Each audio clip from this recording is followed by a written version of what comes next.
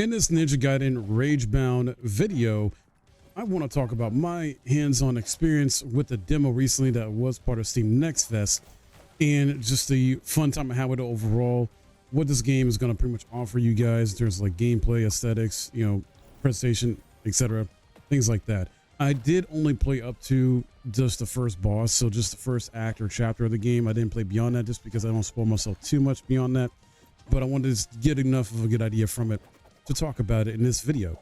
Now, for those who might be wondering, like, what is Ninja Gaiden Ragebound? Well, I got a summary right here for you. It's a brand new side-scrolling entry to the Ninja Gaiden series from the team behind Blasphemous. Ninja Gaiden Ragebound redefines the classic platformer saga in a spectacular, thrilling, and challenging ninja adventure. And yes, it is challenging and it's fun. The demo itself starts off with like a little bit of a cutscene. Ryu Hayabusa's talking to you as the main character, and you play as Kenji. And then right after this dialogue, you kind of go right into the basic tutorial. You'll learn different things from like mid-air stuff, traversal, guillotine boost here, learning how to slice projectiles in mid-air so you can essentially avoid damage that way, and learn the layout of like how the levels are set up as far as climbing, traversal, traps. You'll basically learn how to hypercharge as well too, which is a one-hit kill technique.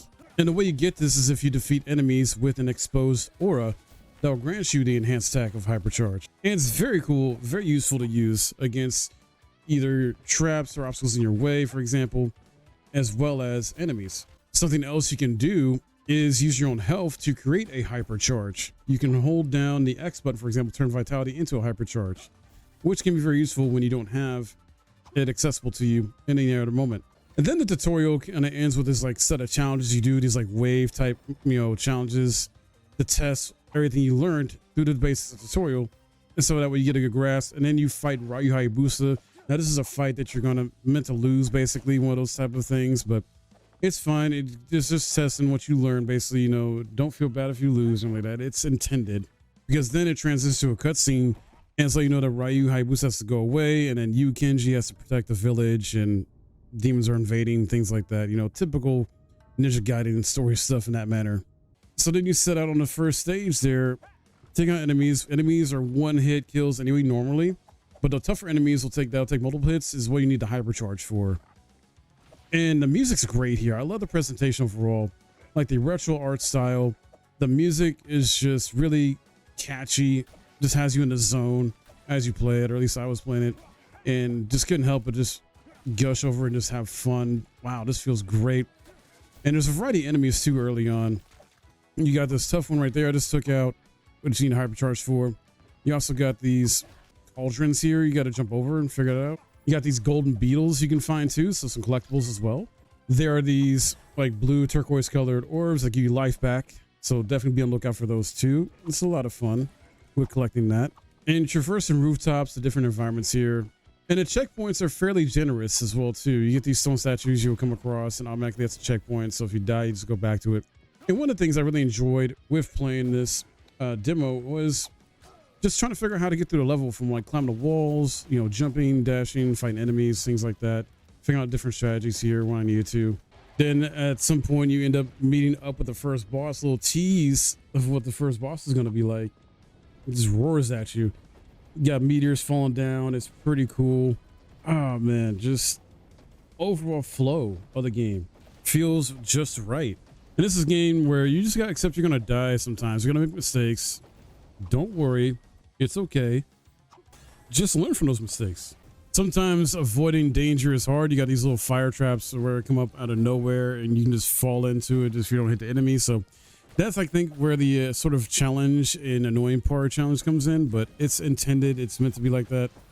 And you just got to figure a way around it.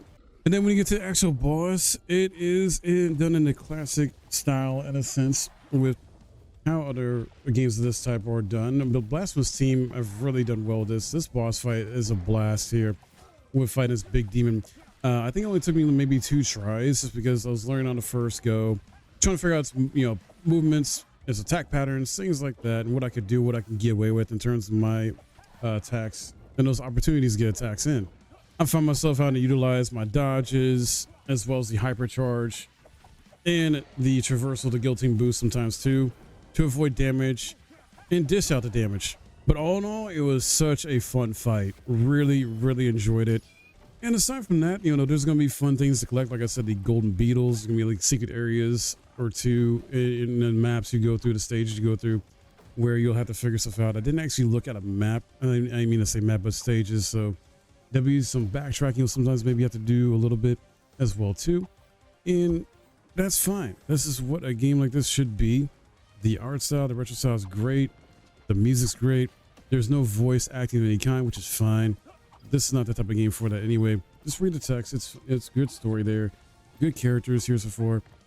And enough enemy variety in the first stage where it's like, wow, I was pleasantly surprised. I had to adapt, you know, to all these different type of enemies coming at me, traps, things like that. So this is shaping up to be a really fun experience of a game. Ninja Gaiden side scroller back at its peak, in my opinion. And it comes out next month, I believe, too. Yeah, it's slated for July 31st. So the end of July, roughly, it is coming out. And I cannot wait, because this is going to be such a fun game to play. And if you're into these style of games, this is going to be right up your alley, especially if you enjoy Blasphemous and Blasphemous 2.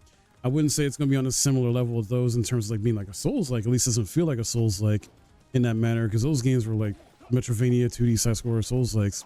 This is more true to the old school Ninja Gaiden side-scroller series in terms of that challenge and fun combat and just exploring each level to your heart's content. So that's what I have for you in this. That's my final thoughts on it. Looking very much forward to it, and I recommend it for those who are into this style of game. Stay tuned for more on this, as I definitely will be playing this at launch. And if you enjoyed this video and learned something, would appreciate a thumbs up, subscribe if you're new, and I'll see you guys in the next video.